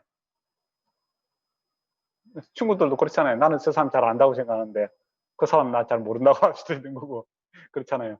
근데 이제 이 가족과 예수님의 관계는 제3자가 봤을 때도 서로 사랑하는 관계고 또 서로도 서로 사랑하는 그런 관계였다라는 겁니다. 그래서 반드시 도와줘야 되는 그런 경우다. 그렇게 보시면 될 것 같아요. 예. 그런데 이제 바로 안 가고 뭐 어떻게 합니까? 나사로가 병들었다 한번 듣고 계시는 곳에서 이틀을 더 유하시더라 하는 겁니다. 이 부분이 이제 더 이해가 안 되는 거죠. 우리가 뭐 사랑하는 관계가 아프다면 열기를 제치고 가야 되잖아요. 근데 예수님께서 이틀 동안 더 유하시는 거예요. 그러니까 이 사람들 서로 이제 오해였나? 이제 나사로와 이제 마리아와 마르다는 예수님을 참 좋아했는데 예수님은 내심 별론데 말이야. 내가 갈 데가 없어서 가는 거야. 그렇게 생각하고 있었나? 그렇게 여러 가지 오해가 생길 수 있는 그런 분위기 아닙니까? 그렇지 않습니까? 그렇죠? 안 그렇습니까? 네, 그래요. 그래 충분히 오해가 지금 일어날 수 있는 상황이에요. 예, 그리고 그 후에 이제 뭐랍니까? 이틀을 지나고 났어. 근데 예수님 입장에서 나중에 우리가 알겠지만 이틀을 지난 이유가 뭘까요? 예, 완전히 죽음이 확인되게 하기 위해서 기다리는 거죠. 만약에 첫날에 죽었는데 그 다음날 가서 예수님이 살렸어. 그러면 사람들이 아, 이 사람 죽은 게 아니고 기절했는 거 아닌가? 아니 그렇게 생각할 수 있잖아요. 그렇지 않습니까? 네. 근데 죽어서 이제 뭐 매장까지 다 있어. 시체가 썩는 냄새가 난다. 그러면 뭐 누구도 이 사람이 죽지 않고 기절했다 이런 것을 이야기할 수 없는 상황이잖아요. 그죠? 그래서 이 사람 예수님 입장에서는 하나님의 영광을 위해서 이 사람이 분명히 죽을 때까지, 그리고 죽음이 완전히 확인될 때까지 기다리고 있었는 거죠. 그러니까 옆에서 보기에는 아, 저 사람이 좀 이제 관계가 좀 멀어졌나 그렇게 생각할 수도 있는데 그게 아니라 주님의 영광을 분명하게 나타내기 위해서 기다리고 계십니다. 그런 입장에서 이제 저와 여러분도 이제 그런 오해가 할 때 있죠. 살다 보면 아, 주님께서 나를 사랑하신다고 했는데 내가 정말 절박하고 긴박하고 힘든 상황에서 주님께서 즉각 이렇게 역사하지 않으니 나는 참 섭섭합니다. 그런 기도를 할 때가 있죠. 없습니까? 항상 나만 나쁜 놈이에요. 예, 그런 사람이 있어요. 예. 근데 그 시간이 지나고 나면 어떻게 됩니까? 모든 것을 합하여 선을 이루셨구나. 그 힘든 상황에서도 주께서 우리 나를 함께 하시고 또 이걸 통해서 내가 더욱더 성숙하게 되고 인내할 수 있는 그런 믿음이 성장하게 되는구나까지도 이제 하나님께서 이제 그런 전체적인 입장에서 이제 우리 인도할 때가 있습니다. 충분히 이제 오해할 수 있는 상황이고 또 힘든 상황일 수 있는 거죠. 그리고 이제 예수님께서 이틀이 지나고 나서 이제 실제로 보면 유대로 다시 가자 이야기를 합니다. 제자들에게. 그러니까 제자들이 8절에 보면 랍비여 방금도 유대인들이 돌로 치려 하였는데 또 그리를 가시려 하나이까 이렇게 이야기합니다. 얼마 전에 예수님 돌에 맞아 죽을 뻔했는데 또 가자고 하면 어떻게 합니까? 이제 그렇게 이야기를 하는 거죠. 그래서 또 랍비가 이야기합니다. 랍비는 선생님 아닙니까? 그죠? 말을 들을 수도 있고 안 들을 수도 있는 관계고, 주여 하는 관계는 뭡니까? 그거는 절대적인 관계 아닙니까? 그렇죠? 종과 주인의 관계는 절대적인 관계고, 선생님과 제자는 선생님 바꿀 수도 있는 거죠. 마음에 안 들면. 안 그렇습니까? 지금 제자들의 마음이 이제 랍비가 그렇게 부르거든요. 주여 이렇게 주여 했으면 주님이 가라면 바로 가야 되죠. 가기 싫어도. 그죠? 근데 지금은 정말 가기 싫은 거예요. 그리고 좀 더 이제 수평적인 입장에서 이야기를 하고 싶은 겁니다. 얼마 전에 돌에 맞아 뻔했는데 이거를 가려고 하는 것은 너무 무모한 일 아닙니까? 그래갖고 참 선생님 될 수 있겠습니까? 그렇게 이야기하는 거죠. 근데 예수님께서 9절에 보면 낮이 12시가 아니냐, 사람이 낮에 다니면 이 세상의 빛을 봄으로 실족하지 아니하고 밤에 다니며 빛이 그 사람이 없는 거로 실족하느니라. 이 낮과 밤을 통해서 이제 지금은 하나님께서 역사하시는 때다 이야기를 하는 거죠. 밤이 지금 지배하는 때가 아니다라는 겁니다. 나중에 이제 예수님께서 이 문학적인 표현이죠, 그죠? 예수님께서 이제 십자가 지셨을 때는 우리가 아무것도 할 수 없지만은 지금은 시간적으로도 이제 낮 12시지만은 지금은 하나님의 일을 해야 될 때다. 그리고 하나님께서 이 주관하고 계신다 이 말입니다. 이 말씀을 하신 후에 우리 친구 나사로가 잠들었다. 그러나 내가 깨우러 가노라 이야기를 합니다. 성경에서 보통 이제 돌아가실 때 잠들었다 이렇게 표현하지요. 우리도 이제 장례식에 가면은 뭐 사랑하는 형제 누구가 주님의 품에 잠들었습니다. 그렇게 이야기하잖아요. 그 문학적인 표현입니다. 그렇게 이야기를 하는 거죠. 그러니까 이제 제자들 입장에서는 가능한 자기들에게 유리한 쪽으로 이제 이것을 해석하고 싶겠죠. 그러니까 주여 잠들었으면 낫겠나이다. 우리도 그렇잖아요. 감기 걸리고 그러면 하룻밤 자고 나면 낫지 않습니까? 그렇게 이야기하잖아요. 그죠? 가벼운 병 걸렸으니까 자고 나면 낫는 병이니까 굳이 다시 돌에 맞을 각오를 하고 우리가 가야 되겠습니까? 가지 마세요. 그렇게 이야기하는 거죠. 그러니까 예수님께서 죽음을 가리켜 말씀하신 것이나 그들은 잠들어지는 것으로 가심한 줄 생각합니다. 이렇게 이야기하고 있죠. 그래서 예수님께서 분명히 이야기합니다. 나사로가 죽었느니라 이야기를 하고 있죠. 그러면 만약에 여러분이 제자라면 어떻게 하겠습니까? 죽었으면 끝이니까 더 가지 맙시다. 그렇게 되잖아요. 안 그렇습니까? 안 그럴까요? 이 사람 한 사람 죽었는데 우리까지 가서 또 그 위험을 부담할 필요가 있겠습니까? 차라리 아프면 낫게 할 수도 있는데, 예. 아직까지 예수님께서 죽은 자를 살리게 거라는 기대를 못 하고 있는 거죠. 그죠? 근데 예수님께서 내가 거기에 있지 아니한 것은 너희를 위하여 기뻐하노니 이는 너희를 믿게 하려 합니다. 그러나 그에게 가자라는 겁니다. 그러니까 예수님께서 나사로의 죽음을 통해서 죽음으로 끝나는 것이 아니라 하나님의 영광을 이제 보게 되리라 이야기하지 않습니까? 그것은 여기서 하나님의 영광은 뭡니까? 예수 그리스도 안에 있는 생명이 죽은 자도 다시 부활케 하는, 다시 살리시는 그런 생명이시다라는 것입니다. 예수님이 그 죽은 자를 다시 살리는 이것이 하나님께 영광이죠. 하나님께서 하시는 일이시다라는 것을 이야기하고 있죠. 그러니까 16절에 보면 디도모라 하는 토마가 다른 제자들에게 말하되 우리도 주와 함께 죽으러 가자 이렇게 이야기를 합니다. 이 재밌는 사람이죠. 예, 디도모라는 것은 쌍둥이라는 뜻입니다. 쌍둥이. 디도모라는 것은 그 뜻은 쌍둥이라는 뜻입니다. 도마의 다른 이름이기도 하죠. 그래서 제자들의 이름이 한 2개 내지는 3개씩 갖고 있습니다. 헬라식 이름이 있고 히브리식 이름이 있고 그렇게 사는 시대였어요. 아마 도마가 쌍둥이일 수도 있겠죠. 쌍둥이라는 이름을 가졌으니까. 쌍둥이 아닌데 쌍둥이나 이름 붙이기는 좀 그렇잖아요. 그죠? 예. 느미스제 주와 함께 죽으러 가자. 예. 주종 관계는 뭡니까? 예. 내가 가기 싫더라도 가야 되는 관계잖아요. 그죠? 예. 그래서 우리가 보기에는, 그 제자들 보기에는 이거 가면 돌에 맞고 참 위험한 상황인데 주께서 가신다니 내 마음은 원치 않으나 예. 가겠다. 그래서 이제 불만이 섞여 있는 말이죠. 죽으러 가자. 그렇게 이야기하는 거죠. 그러나 주께서 그냥 주권이 나에게 있는 것이 아니라 주님께 있기 때문에 내가 그것을 따르겠다. 그렇게 이야기를 합니다. 그래서 이제 이게 성경에서 나오는 이야기는 아닌데 그 외경에서 나오는 이야기 중에 이제 그런 이야기가 있습니다. 예수님께서 부활하시고 이제 오순절 사건이 나타나고 12제자들이 모여서 이렇게 선교지를 이렇게 선택을 했대요. 예. 선택을 하니까 도마가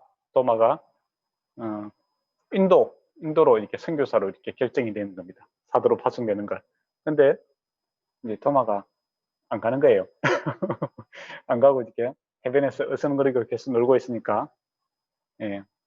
어떤 주님께서 그러니까 다시 이렇게 나타나셔서 내가 너를 위해서 다시 십자가에 져야 되겠느냐 그런 이야기를 하시는 겁니다. 그때 도마가 깜짝 놀랐어. 인도 선교사로 갔다라는 그런 이야기가 있습니다. 성경에 나오는 이야기는 아니기 때문에 100% 믿을 수는 없지만은 그런 외경의 내용이 있습니다. 예. 그러면 이제 넘어가도록 하겠습니다. 17절에서 이제 19절에 보면 예수께서 와서 보시니 나사로가 무덤에 있는지라 나흘이 지냈더라. 시간을 아까 전에 계산했잖아요. 그죠? 그러고 보면 예수님 도착했을 때 이미 돌아가신 겁니다. 베다니는 예루살렘에 가까운지라 한 5리쯤 되는데 많은 유대인들이 마리아와 마리아에게 그 오라비 일로 유문하러 왔더라. 그렇게 돼 있죠. 사람 죽었으니까 이제 유문하러 오는 겁니다. 그리고 20절에 보면 마르다는 예수께서 오신다는 말을 듣고 나가 맞이하되 마리아는 집에 앉았더라. 이제 마리아와 마르다의 성격이 나타나는 거죠. 예, 마르다는 상당히 적극적으로 행동으로 이렇게 하는 사람이고 마리아는 약간 활동적인 사람은 아니고 생각을 좀 많이 하는 사람인 것 같아요. 그래서 나중에 이제 12장에도 보면 예수님께서 오시고 가르칠 때 마르다는 요리한다고 바쁘고, 그죠? 마리아는 예수님의 말씀을 듣고 있다가 이게 무슨 말씀이구나. 예수님이 지금 이제 십자가지로 돌아가시는구나. 그렇게 해서 항유옥합을 이제 장례식을 위해서 깨뜨리고 있지 않습니까? 그죠? 예. 그런 사람입니다. 그래서 이제 사람마다 이제 취향이지, 성향이 있는 거죠. 활동적인 사람도 있고, 사색적인 사람도 있고, 근데 마르다는 이제 활동적인 사람이고, 마리아는 이제 사색적인 사람이죠. 그래서 이제 사람이 죽고 슬픔을 갖다가 이제 어떻게 보면 스트레스죠. 이 스트레스를 이제 해소하는 방법은 마리아는 이제 분주함으로 이렇게 해소하고 있고, 마리아는 그 이제 집에서 가만히 앉아서 이렇게 이걸 좀 해소하고 있는 겁니다. 여러분은 스트레스를 어떻게 해소하십니까? 마르다입니까? 마리아입니까?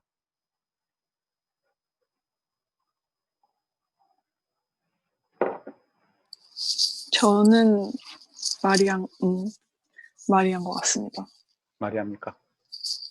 저도 맞았던 것 같아요. 아, 그래요? 예. 저는 그럼 마르다 하겠습니다. 저는 뭐 두 가지 다 있죠. 어떤 경우는 좀 가만히 있고 어떤 경우는 활동적이고 저는 또 약간 두 가지 다 있는 것 같습니다. 그 가비언 스트레스는 이제 뭐 운동함으로써 푸는 경우가 많고 또 때로는 이제 좀 가만히 있고 싶을 때 있고 근데 저는 마르다에 좀 속한 것 같아요. 약간 움직이면서 약간 분주하게 하면서 몸에 땀을 내면서 이렇게 스트레스를 좀 해소하는 방법이고 어떤 사람은 좀 가만히 있는 거고 그래서 각자 이제 각자 주신 이게 그 하나님께 주신 체질이 다르기 때문에 그걸 인정해 주는 게 낫죠. 그래서 마르다고 옳다, 마리아고 옳다 이런 식으로 이분론적으로 이렇게 판단할 수 있는 능력은 아니다 이렇게 보면 될 것 같습니다.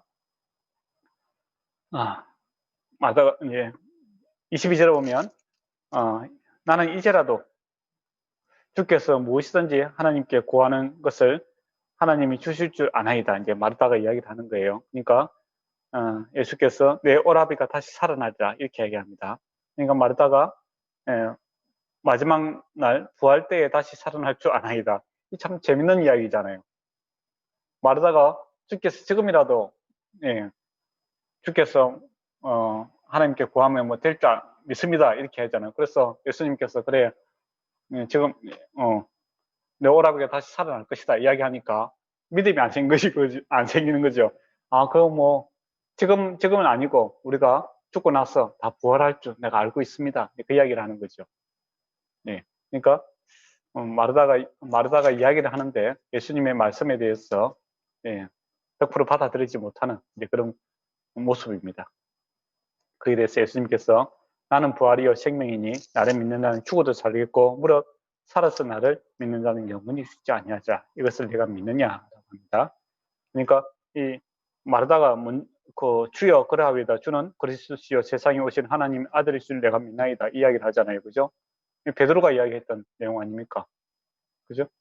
네. 근데 이 여인들이 훨씬 더 예수님에 대해서 더 빨리 정확하게 이렇게 신앙 고백을 하고 있는 것을 보게 됩니다. 그러니까 늘 같이 붙어 다니는 제자들보다 어떻게 보면 마르다와 마리아가 또 훨씬 더 신앙 고백을 아름답게 잘하고 있는 거죠.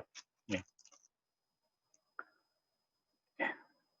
그리고 이 말을 하고 돌아가서 이제 마리아를 불러오라고 하죠. 선생님 오셔서 너를 부르신다 하니 마리아가 예수님께 나아가는 것을 보게 됩니다. 여기서 이제 29절에 보면 예수께 나아가다 이 동사 나아가다 이 나아가다는 걸 실제 좀 가고 있는 것도 묘사하고 있지만은 이 동사의 용례 그러니까 사용되는 그 다른 데서 어떻게 사용되는가 이렇게 한번 봤을 때 이게 이제 구원을 얻는 이런 때 이제 이걸 사용을 하는 거예요. 예수님께 나아가서 구원을 받는. 그러니까 이 단어를 씀으로써 이 뭔가 이제 일이 일어날 것 같다. 이런 이제 뉘앙스를 탁 주고 있는 겁니다. 예수는 아직 마을에 들어오지 아니하시고 마르다는 맞이하였던 곳에 그대로 서 계시더라라고 되어 있습니다. 지금 집에 안 가고 지금 밖에 있는 거죠. 그리고 31절 오면 마리아가 집에서 급히 나가서 가는데 고하려 무덤에 가는 생각하고 따랐더라. 그러니까 지금도 우리가 그 사람이 돌아가시면은 장례사들이 오지 않습니까? 그때도 이제 사람이 이제 죽으면 돌아가시면은 곡하는 사람들, 음악 틀고 뭐 이렇게 전문적으로 곡을 하는 사람들이 있는 겁니다. 예. 그런 사람들이 이제 그 같이 함께 노래를 해주고 울어주고 이제 그런 사람들이 있는 거예요. 근데 상주가 마리다가 나가니까 같이 따라가는 거죠. 그러니까 마리아가 이제 예수 계신 곳에 가서 뵙고 그 발 앞에 엎드려 주께서 여기 계시더라면 내 오라고 죽지 아니하겠나이다 이렇게 이야기하는 겁니다. 충분히 그렇게 이야기할 수 있는 거죠, 그죠? 아쉬움을 이야기하는 거죠. 원망이 아니고 아쉬움을 이야기하는 거 아닙니까? 그렇게 이야기할 수 있죠. 예, 아쉬움을 이야기하는 겁니다. 아쉬움하고 원망하고 다르죠. 원망은 이 때문이다 그렇게 하는 거고 아쉬움은 참 예, 있었으면 좋았는데 누구의 잘못은 아니지만 내 마음이 슬픕니다. 그거잖아요. 그죠? 그래서 원망과 아쉬움을 좀 잘 구별을 해야 됩니다. 예. 예수께서 그가 우는 것과 함께 온 유대인들이 우는 것을 보고 심히 비통히 여기더라. 이 비통히 여긴 것은 뭡니까? 화가 난 게 아니잖아요. 예, 비통히 여기면 화를 내는데 누구에게 내는 건 마리아라든지 우는 사람들에게 화를 내는 것이 아니라 죽음에 대한 비통함이죠. 이 죄로 인하여 죽고 헤어지고 슬프고 썩어가는 이게 대한 비통함이죠. 그죠? 여기서 뭐 예수님이 비통함이 얘기더라. 아, 마리아가 사람 그리 안 봤는데 말이야. 나를 뭐 그렇게 못 믿나? 네, 그런 식으로 하면은 이거는 그렇게 해석하면 안 되잖아요. 그죠? 맞잖아요. 예. 어떤 사람은 이제 예수님께서 마리아가 예수님을 원망하니까 예수님께서 열받았는 거죠. 그래서 마리아 나를 못 믿고 그렇게 하느냐 이렇게 화를 냈다. 그런 식으로 이야기하는 사람이 있더라고요. 그게 아니다. 아쉬움을 이야기했고 예수님께서 이게 부통하는 것은 마리아에 대한 부통함이 아니라 죄의 결과에 의해서 죄로 인하여 죽고 또 슬퍼하는 이 결과들에 의해서 부통이 여기시다라는 겁니다. 그리고 불쌍히 여기사 그를 어디에 두었느냐라고 합니다. 주여 와서 보옵소서라고 하죠. 그래서 예수님께서 눈물을 흘리시는 것을 보게 됩니다. 35절. 예수님께서 거기다 살리실 건데 왜 눈물을 흘렸는가? 저번에 마태복음에서 한번 이야기했는 것 같아요. 그죠? 공감하는 겁니다. 공감. 그러니까 우리도 어떤 사람이 그렇게 이야기하시는 분도 있거든. 목사님들 이제 장례식에 가면은 목사님들이 우리가 죽고 끝나는 것이 아니라 믿음이 있기 때문에 천국에서 부활하게 될 것이고 우리가 만나게 될 것입니다. 그래서 더 이상 슬퍼하지 마세요. 그렇게 이야기하시는 분이 있어요. 그건 아니죠. 지금 우리가 그 믿음이 없기 때문에 슬퍼하는 것이 아니라, 그죠? 죽음에 대한 또 헤어짐에 대한 아쉬움이지. 이거 믿음이 없어서 울고 뭐 슬퍼하고 이런 건 아니잖아요. 그죠? 예수님도 그거 인정하는 겁니다. 예수님 곧 살릴 거지만은 이들의 좀 마음에 함께 공감을 하시고 또 제 결과물들에 대해서 지금 당장 제 결과물을 겪고 있는 것들에 대해서 같이 슬퍼하는 이것이 믿음이 없는 것은 아니다라는 겁니다. 그렇죠? 그런데 너무 이렇게 뭐 이 신청이 믿음으로 구원받는다. 그래서 이 모든 것을 다 합해갖고 뭐 죽고 나서 부활할 것인데 왜 슬퍼하느냐? 막 그런 식으로 이야기하시는 분이 있는데 그거 아닙니다. 예수님도 당장에 그 제 결과물에 대해서 아파하고 힘들어하는 것들에 대해서 공감하시는 그런 것을 보게 되죠.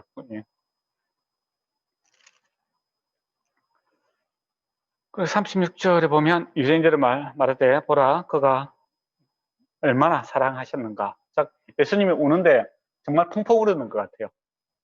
펑펑 우니까 정말 누가 봐도 정말 그 사랑했구나. 그렇게 남들도 알 수 있게끔 그만큼 예수님이 감정에 이렇게 솔직하게 이렇게 표현할 수 있는 거죠. 이 부분이 좀 은혜가 되지 않습니까? 우리는 감정을 좀 억제시키려는 그런 경향이 많잖아요. 그죠? 근데 예수님께서는 그 슬픔을 갖다가 정말 사랑해서 우는 제 3자가 봐더라도 정말 그들을 사랑했구나 라는 감정을 풍분히 이렇게 표현하시는 그런 분이었다는 겁니다. 근데 이제 우리가 동양권 문화에 좀 살아서 그런지 이 감정을 이렇게 표현하는 것들에 대해서 저 사람은 감정을 이렇게 표현하고 그런 거는 저 사람은 좀 실력이 좀 수준이 좀 낮은 사람이다 이런 식으로 생각하는 경향이 조금 있잖아요. 그래서 뭐 슬픔도 또 기쁨도 뭐 감사도 뭔가 억제시키려는 그런 경향이 있습니다. 그러나 예수님께서는 보면 울었는데 뭐 정말 옆에서 보기에도 정말 사랑하는 자를 잃은 그 슬픔을 알 수 있게끔 정말 사랑하셨구나. 그만큼 이렇게 슬피 우셨다라는 겁니다. 목사님들한테 눈물을 좀 많이 흘려야 되는데 안 울면 꼬집어서라도 예. 죄송합니다. 근데 이제 이제 넘어가죠. 그러면서 이제 어떤 말을 합니까? 그 와중에서 참 또 상처되는 이야기를 하는 사람들이 있어요. 그 중에 어떤 이는 말하되 맹인의 눈을 뜨게 한 이 사람이 그 사람을 죽지 않게 할 수 없었더냐 이야기를 하지. 이게 이제 뭐 동양권에서는 우리가 이제 이방인들은 참 이해할 수 없는 부분인데 유대인들은 바로 이해할 수 있는 부분입니다. 그 맹인의 눈을 뜬다는 것은 이거는 메시아만이 할 수 있는 거예요. 즉 하나님만이 할 수 있는 거고, 죽은 자를 살리는 건 선지자도 했잖아요.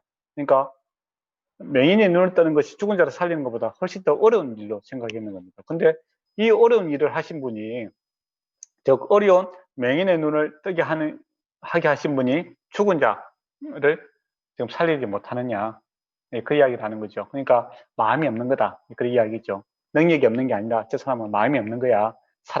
사랑한다고 지금 울고 뭐 그렇게 하고 있는데 사실은 이제 의심스러워, 이제 그런 식으로 이제 그 섣은 상황을 갖다가 왜곡시키는 그런 사람이 있습니다. 어디 가는 이제 이런 사람들이 있죠. 그러니까 예수님께서 뭐라 합니까? 다시 속으로 비통이 얘기입니다. 참 이 믿음 없고 또 이 상황을 갖다 더욱더 악화시키기 위해서 이렇게 어긋난 이야기를 하니까 얼마나 또 가슴이 아프겠습니까? 그죠? 예. 그래서 무덤에서 돌을 굴려라, 이렇게 이야기합니다. 예, 그러니까 그 죽은 자가 누이가 마르다가 이랬죠. 주여, 죽은 지가 날 되었으면 벌써 냄새가 나나이다. 근데 이 마르다가 이야기하는 게 재밌잖아요. 저 앞에서 보면 마르다가 뭐라 합니까? 22절에 보면 나는 이제라도 주께서 무엇이든지 하나님께 구하시는 것을 하나님이 하실 줄 아나이다, 이렇게 이야기했잖아요. 그러면 주님께서 이제 동굴에 그러니까 무덤이 거기는 동굴로 되어 있고 돌로 이렇게 막아놨어요. 그럼 돌을 옮기다 하면 예수님께서 뭔가 하시겠다. 그리고 예수님께서 나는 부활의 생명이니 믿는 자는 죽어도 살겠고 물에서 살아서 믿는 자는 영원히 죽지 않느니라, 그런 이야기 했잖아요. 그러면 살려주실 것인가, 이제 그런 기대감을 가지고 있어야 되잖아요. 그죠? 근데 이제 말은 그렇게 해놨고 또 상황이 이렇게 벌어지니까 이제 자기 또 생각에서 갇혀버리는 거죠. 그래서 이 조금 벌써 사람이 죽은 지 얼마 안 됐으면 살아날 수도 있는데 이거 벌써 살이 썩고 그러는데 어떻게 살릴 것이냐, 이제 그런 식으로 이제 또 자기 생각에 갇혀 있는 것을 보게 됩니다. 예. 그래서 이거는 뭐 저와 여러분에게도 잘 나타나잖아요. 우리가 입으로 고백하는 거하고 또 어떤 이 고백의 말이 우리 삶에 있어서 그대로 적용되는 거하고 좀 괴리감이 생기는 경우가 있잖아요. 네, 저는 있습니다. 저는 있습니다. 여러분 없을 수 있는데 저는 있을 수 있어요. 예, 예, 그런 경우가 많지요. 예, 말해도 뭐 똑같은 사람이니까 그렇게 하는 거죠. 그러니까 벌써 냄새가 난다, 벌써 썩었다 이거죠. 예, 40절에 보면 내 말이 너가 믿으면 하나님의 영광을 보리라 하지 아니하였느냐, 예, 그렇게 하죠. 예, 네가 뭔가를 할 수 있다고 했지 않느냐, 좀 하나님께서 그렇게 하기 위해서, 예수님께서 그렇게 하기 위해서 지금 일을 하고 계신다라는 겁니다. 돌을 옮기죠. 눈을 들어봅니다. 아버지여, 내 말을 들으시는 것을 감사하노니 항상 내 말을 들으시는 줄 아나이다. 그러나 이 말씀을 하옵는 것은 불러서 무리를 위함이니 곧 아버지께서 나를 보내신 것을 그들에게 믿게 하려 합니다. 그러니까 죽은 나사로가 지금 살아나게 될 것인데 그 목적이 뭐냐? 예, 믿게 하기 위해서다라는 겁니다. 예, 무엇을 믿으라는 겁니까? 예수님께서 나는 부활이요 생명이니 나를 믿는 자는 죽어도 살겠고 무려 살아서 나를 믿는 자는 영원히 죽지 아니하리라, 이 말씀을 믿게 하기 위해서 보여주는 이적과 표적이다라는 겁니다. 그것을 위해서 이 나사로는 죽음으로 끝날 일이 아니라 하나님의 영광을 나타나게 될 것이다 이야기를 했잖아요. 예, 그 같은 맥락입니다. 그래서 나사로야 나오너라 라고 하잖아요. 근데 죽은 자가 수족을 동이고 새로 나왔더라. 수족을 동이 나왔으면 어떻게 되겠습니까? 붕대를 이렇게 다 감아놨잖아요. 예, 참 어렵게 나오는 겁니다. 동동동 뛰면서 나왔겠죠. 예, 그게 바로 예수님 안에 있는 생명입니다. 그러니까 우리가 예수 믿고 영생을 얻는다라는 것은 조금 예수 믿는 건 조금 콘쳐서 사용할 수 있는 게 아니에요. 그러니까 내 마음에 이렇게 착한 봉수도 있고 나쁜 봉수도 있는데 이거 뭐 나쁜 거 좀 콘쳐서 이렇게 새 걸로 이렇게 되는 것이 아니라 온전히 죽고 다시 살아나는 겁니다. 근데 살아났기 때문에 예수님의 음성에 반응을 하게 되는 거죠. 앞에서 이제 목자와 양의 비유도 있잖아요. 근데 똑같은 사람이지만은 목자의 음성에 반응한 사람이 있고 반응하지 못한 사람이 있잖아요. 그죠? 그러니까 생명이 있는 자는 목자의 음성에 반응을 하게 되고 생명이 없으면은 목자의 음성에 반응을 하지 못하게 되는 것을 보게 됩니다. 그래서 저와 여러분이 하나님의 말씀과 예배와 찬양과 기도에 대한 관심이 있고 또 예수 그리스도의 관심이 있다는 것은 여러분 안에 이미 생명이 있다는 겁니다. 생명이 있기 때문에 갈급함이 있는 거예요. 긴장감이 있는 겁니다. 모든 생명은 다 긴장을 하고 살아가는 거예요. 말씀에 대한 긴장감이 있다는 것은 우리 안에 영생이 있다는 분명한 증거입니다. 그러나 그 예수 그리스도에 대한 그 관심이 없는 사람들은 생명이 없는 거죠, 사실은. 그래서 풀어주어라 라고 합니다. 그리고 45절부터 이제 57절까지 말씀을 보도록 하겠습니다. 이 놀라운 이제 사건이 일어났는데 두 가지 반응이 있어요. 죽은 자가 다시 살아났잖아요. 그죠? 참 놀라운 겁니다. 그러면 웬만하면 다 믿어야 되잖아요. 그렇지 않습니까? 근데 믿는 사람이 있고 두 가지 반응이 있어요. 믿는 사람이 있고 이것을 보고 대적하는 사람이 있습니다. 참 놀랍죠? 그러니까 이적과 기적이 일어났을 때 이적과 기적은 믿는 사람에게는 더욱더 믿음의 확신을 줍니다. 그러나 이적과 기적이 일어났을 때 믿지 않는 경우는 그것을 통해서 대적하는 일이, 반대적인 일이 더욱더 분명하게 나타나게 되는 거죠. 45절에 보면 마리아에게 와서 예수께서 하신 일을 본 많은 유대인들이 그들을 믿었으나 또 믿었으나 반대로 그 중에 어떤 자는 바리새인에게 가서 예수께서 하신 일을 알리더라 라고 되어 있습니다. 그러니까 나사로가 죽음에서 살아난 게 너무나 분명한 증거가 있는데 또 예수 그리스도의 메시아라는 것이 나타났는데 그거 믿죠. 믿는 사람이 있는 반면에 이것 때문에 더욱더 예수님을 대적하는 사람이 있더라라는 겁니다. 참 신기한 일이죠. 그래서 이제 그 47절에 보면 대제사장들, 저번에도 마태복음 할 때도 이야기했지만 원래는 대제사장이 한 명입니다. 근데 이들의 불법을 행함으로 지금 대제사장이 둘이죠. 그것을 이제 강조하고 있는 겁니다. 그리고 바리새인들의 공예, 이 공예는 사내들인 공예를 가리킵니다. 우리 같으면 입법부와 사법부, 이 권한을 갖고 있는 그런 막강한 조직입니다. 그래 이제 표적을 행하니 우리가 어떻게 할까 이제 회의를 하는 거예요. 예수님께서 계속 이렇게 이적과 기적을 행하시고 예수님의 세가 점점 커지니까 이대로는 안 되겠다. 뭔가를 결단을 내려야 되겠다. 그런 이제 시간을 가지도록 합니다. 근데 이 대제사장들하고 원래 바리새인들은 관계가 안 좋아요.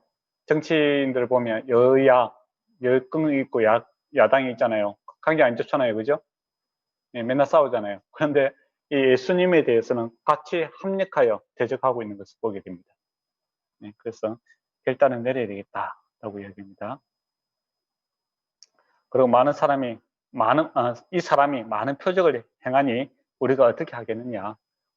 예수님께서 하나님의 아들을 그리스도라는 게 많은 이적과 표적이 나타나니 자기들 알고 있다는 겁니다. 근데 우리 받아들이기 싫다 이거죠. 그러니까 몰랐어. 예수님을 죽인 것이 아니라 분명히 알면서도 지금 예수님을 죽이는 겁니다. 그러니까 의지적인 결단이다라는 겁니다. 그는 고의를 죽였다 이 말이죠. 그만큼 죄가 큰 겁니다. 그래서 사실은 죄는 몰라서 짓는 것보다 알고 짓습니다. 저는 그래요 보통.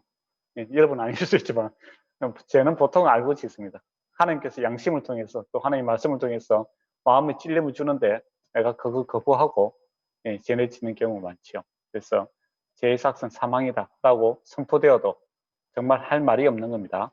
그런데 주님께서 우리를 다 용서해 주시는 거죠. 얼마나 큰 은혜입니까? 물론 모르고 짓는 경우도 있지만 대부분 기들은 알고 짓습니다. 그리고 이제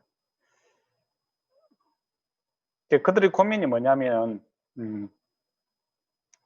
48절에 많이 이를 그대로 두면 모든 사람이 그를 믿을 것이요. 그리고 로마인들이 와서 우리 땅과 민족들을 빼앗아가리라. 예수님 따르는 사람들이 많아지고 그러면 로마 입장에서 이거 반란 일으킨다라고 생각해서 이제 군사력을 동원할 수 있다라는 겁니다. 그래서 안전을 취하고 싶다라는 것이죠. 원래 이제 이 제사장들과 바리새인들이 이 로마의 그 지배 받는 것에 대해서 반대를 하는 사람들이잖아요, 그죠? 맞잖아요. 예.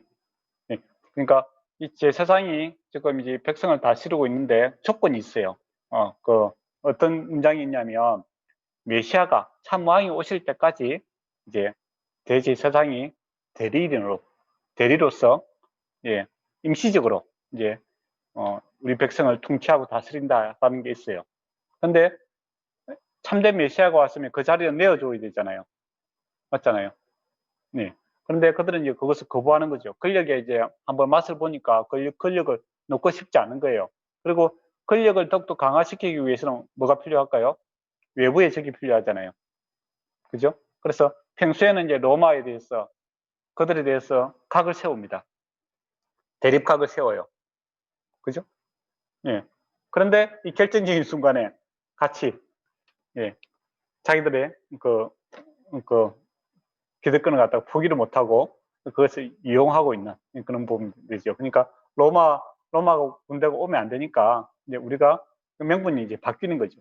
이제 평소에는 이제 로마를 대적하고 물러내고 우리가 메시아를 세워야 된다. 그렇게 이야기했다가 지금은 메시아가 왔으면은 뭐 그렇게 자기들 사상이 그렇다면 이제 메시아에게 그것을 맡기고 그렇게 해야 되잖아요. 맞잖아요. 그죠?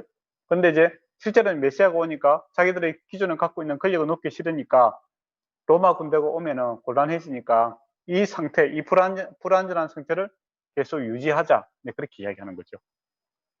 요 말을 좀 들으니까 누구의 말이 생각납니까? 마귀가 세 번째 시험할 때 뭐라 합니까? 마태복음에 나에게 절하면 내가 이 세상 다 얘기 주겠다 이 이야기를 하잖아요. 그죠? 서로 공존하자 이거죠. 적당한 게 좋은 거지. 그렇게 뭐 꼭 뭐 옳고 그름을 분명하게 해야 되겠습니까? 적당하게 각자 갖고 있는 권력을 유지하며 살아갑시다. 이제 그런 논리잖아요. 그죠? 이제 대제사장들도 이제 이 사내들인 공회원들도 그런 생각을 갖고 있는 겁니다. 그러니까 이게 평소에 이렇게 옳은 소리 하지만 실제적으로는 뭐가 있습니까? 자기들이 이 권력을 잡는 곳에 있는 거죠. 그래서 한 사람이 50절에 보면 한 사람이 백성을 위하여 죽는 것이 온 민족을 망하지 않게 하는 것이 너에게 유익한 줄 생각한다. 이제 대제사장이 그렇게 이야기하는 거예요. 한 사람 희생시키고 우리가 다 안전하게 사는 것이 안 낫겠는가 그 이야기를 하죠. 근데 이 사람이 대제사장이었어요. 그래서 이 사람의 의도는 이제 와는 관계없이 구약의 말씀이 성취가 되는 것을 보이는데 예수 그리스도 한 어린 양이 세상 죄를 지고 감으로써 어떻게 됩니까? 회복이 되는 것을 이야기를 하는 거죠. 그래서 그가 대제사장이므로 이 말을 하게 된다 이야기를 하죠. 아무것도 알지 못한다. 말할 때 너희가 아무것도 알지 못하는 너도 하면서 이제 이야기를 하죠. 그리고 실제로 이제 이들을 또 두려워할 만한 이유는 있어요. 로마가 만약 반란을 일으키면 어떻게 하냐면은 그 사람들을 갖다 십자가에다가 길에다가 우리 전봇대 있잖아요. 전봇대처럼 이렇게 옛날에는 뭐 전시를 합니다. 그 반역자들을 십자가 위에 다 매달립니다. 그리고 그 자녀들과 처 있는 사람들은 노예로 팔아버려요. 시범 케이스로 이제 보여주는 거죠. 로마에 대적했을 때는 뭡니까? 이런 비참한 모습을 당한다. 그렇게 해서 반란의 의지를 확 꺾어버리는 그런 방법으로서 반란을 주도했던 사람들은 다 십자가에 매달고 그 처와 자녀들은 다 노예를 파는 공개적으로 이렇게 하니까 이 사람들이 그 적당한 선에서 조금 명예와 부와 그렇게 누리고 싶지 그 저 예수라는 사람 때문에 내가 죽기 싫다 이거지요. 그죠? 그래서 이제 한 사람 이 사람이 그 무고한 사람이라도 그 사람 제거하고 우리가 다 적당히 사는 게 안 낫겠는가 그런 이야기를 하고 있습니다. 근데 그 사람은 그런 의도를 했지만은 그가 제사장이기 때문에 이야기를 했는데 성경에서 한 어린 양이 세상 죄를 지고 감으로써 회복되는 그 이야기도 같이 되는 거죠.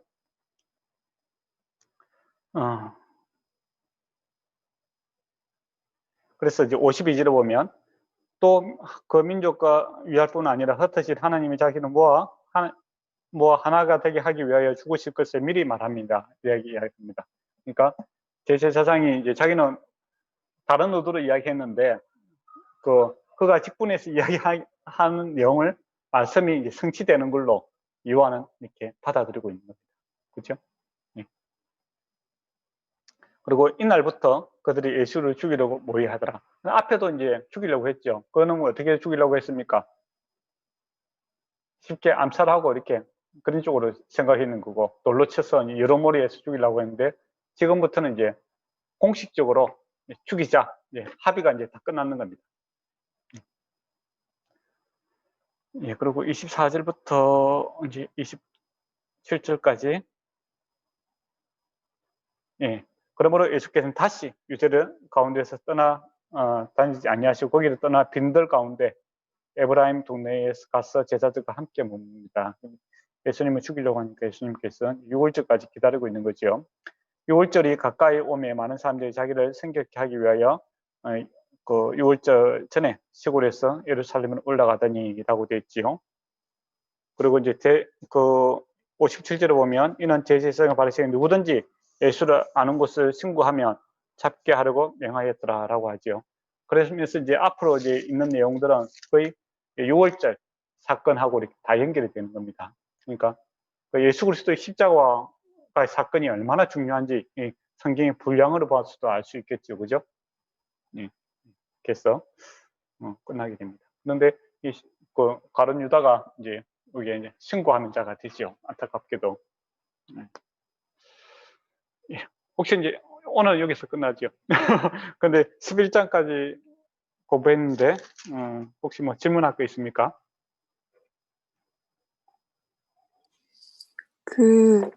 아까 11장 18절에 보면은 그 가깝기가 한 오리쯤 됨이 하는데 네. 그때까지 뭔가 지역 이름을 얘기할 때 가까운 그 거리를 얘기하는데 여기서 꼭 거리를 이렇게 수치상으로 표현한 이유가 있을까요? 베다니가 이제 여러 가지 지역이 같은 같은 동네 이름인데 다른 베다니도 있거든요. 근데 여기서 말하는 베다니는 예루살렘에서 5km, 그러니까 예루살렘에서 오리쯤 됐더라. 그죠? 그러니까 그 예루살렘에서 가까운 그런 곳이다라는 겁니다. 그리고 요한 공동체, 그냥 요한이 이제 편지를 써서 주는 그 요한복음 읽는 사람은 이제 시간이 좀 많이 지냈잖아요. 그래서 이방인 그리스도인도 있고 또 뭐 헬라인 사람도 있고 있잖아요. 그래서 그 베단이라고 했을 때 지리적으로 어디쯤 있는 거 잘 모르는 거예요. 네, 그래서 이제 예루살렘에서 오리쯤 가까운 곳이 있다. 그러니까 이제 그걸 알면은 제자들이 왜 그 베다니에 가는 걸 그렇게 무수했는가 이제 이해가 되겠죠. 그렇잖아요, 그죠? 그러니까 예루살렘에서 돌로 치려고 했는데 예루살렘 가까운 베다니로 간다는 것은 돌에 맞을 위험이 있다라는 것을 이제 알 수 있는 거죠. 그래서 이제 추가적으로 좀 설명을 해주고 있는 겁니다. 예. 네, 감사합니다. 예.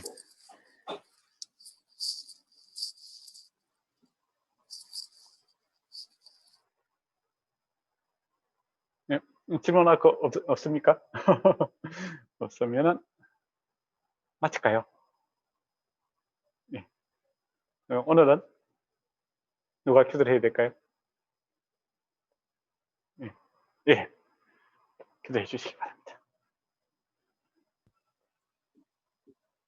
하나님 아버지, 은혜와 사랑에 감사를 드립니다. 오늘도 주님의 날에 함께 예배하고 또 교제를 나누고 또 이 시간 김성호 목사님을 통해서 요한복음을 공부할 수 있게 하심에 감사를 드립니다. 저희가 또 한 주간 살아갈 때에 하나님과 동행하고 날마다 하나님의 말씀을 통해서 더욱더 풍성한 삶을 누리고 또한 은혜 안에 거할 수 있도록 그래야 해서 또 힘내서 또 한 주간 살아갈 수 있도록 도와주세요. 한 주간 저희 모두의 건강을 또한 지켜주시고 한 주간 잘 살고 또 다음 주에 또 건강한 모습으로 만날 수 있도록 하나님 함께 해주세요. 오늘 남은 하루와 또 한 주를 또 주님께 맡겨드리며 감사드리며 예수님 이름으로 기도드렸습니다. 아멘. 네, 좋은 시간 되세요.